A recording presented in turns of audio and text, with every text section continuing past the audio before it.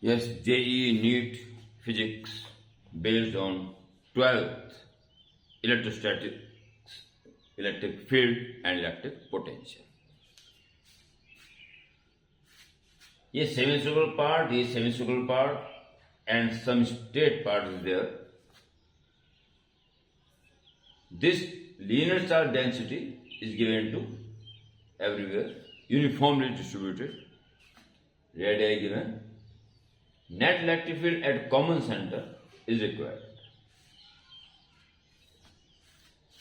पहले state wire portion की बात करना है.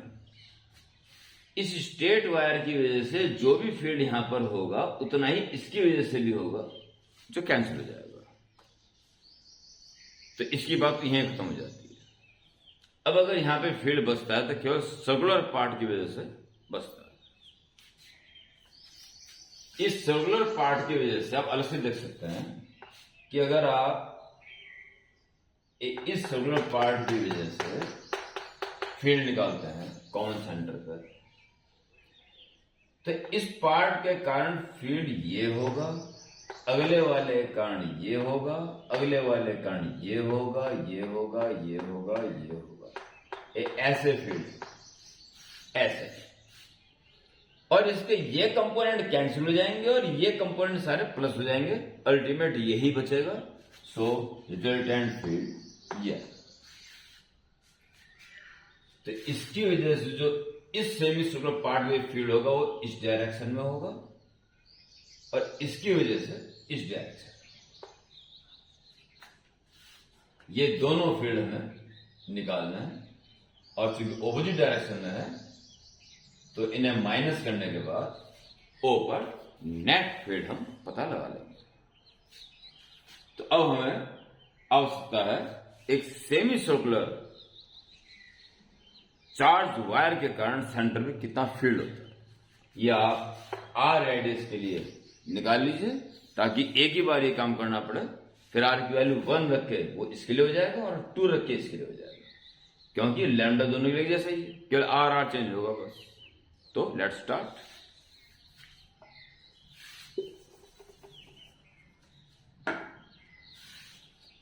आप बनाएंगे एक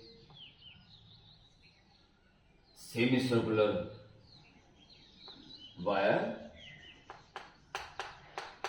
charge given to it, linear charge density lambda,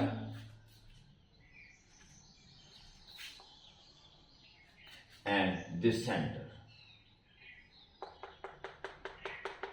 O, radius R. Mediator line draw कर लीजिए और किसी एक एलिमेंट के पीछे हाथ धो के बढ़ जाइए जो थीटा एंगल पर सिचुएटेड है और सेंटर पे डी थीटा एंगल बना रहा. ओके. और ये डी थीटा इतना छोटा है कि ये जो लीनियर पार्ट है, सर्कुलर पार्ट, ये एक पॉइंट चार्ज की तरह बिहेव कर सके.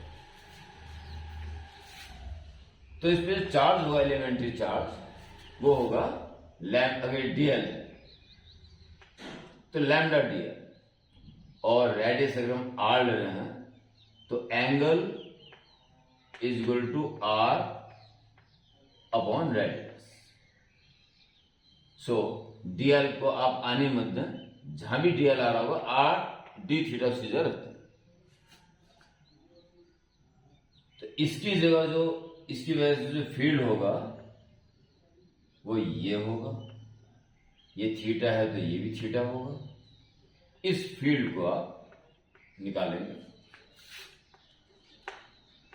डीई, जो कि एक छोटे से एलिमेंट के कारण है.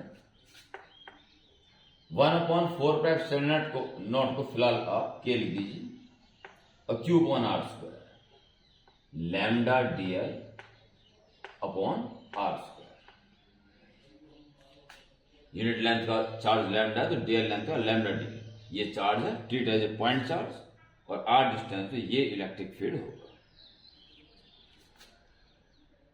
अब आप इसमें मैंने डीएल को हटाने लिखा है, तो K lambda and DL is R D theta, R D theta, yes, and divide by R square. So K lambda D theta divided by r. 1 r cancel. After this, electric field net, only magnitude, इस DE का cos component, हर elements के electric field के cos component plus होंगे, क्योंकि sign component तो आपस में cancel हो जाएंगे. So net field, this DE cos component and integrate. This integrate starts from lower portion where theta is actually minus 90 and moving up and crossing 0 and becomes finally for final part plus 90 degrees. This will be net electric field due to this semicircular ring at its center, away from it. D K lambda upon R, take as common, and D theta, cos theta, D theta, minus 90 degree to plus 90 degree. It's okay.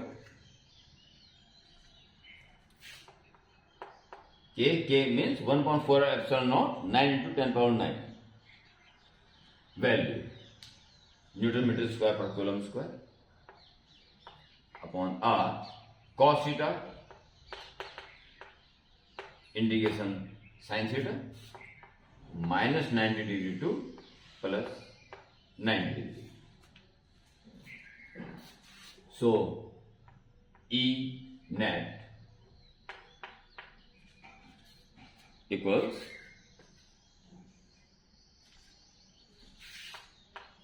K lambda upon R sin 91 minus sin minus 90 minus 1 plus 1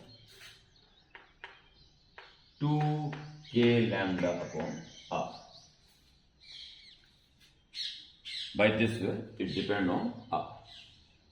So, in the question, net electric field at O, R जिसका larger होगा उसका field weak होगा, तो इसका field weak होगा और ये strong. ठीक है, तो आप इसको E1 कह दीजिए, इसको E2 कह दीजिए. So strong E1 minus E2. इस वजह से कितना फील्ड होगा? ट्वाइस ऑफ के लैम्डा अपॉन आर है, इसके लिए 1 माइनस 2 के लैम्डा. के and lambda is same for both semi circular parts upon 2.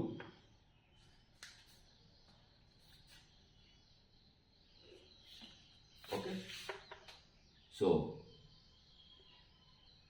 this cancel. 2 k lambda minus k lambda, so k lambda.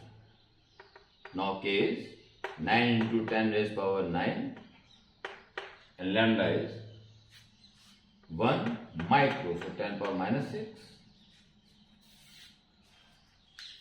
coulomb per meter. So it becomes 9 and 9 minus 6, 3 means 9000 Newton per coulomb. Okay.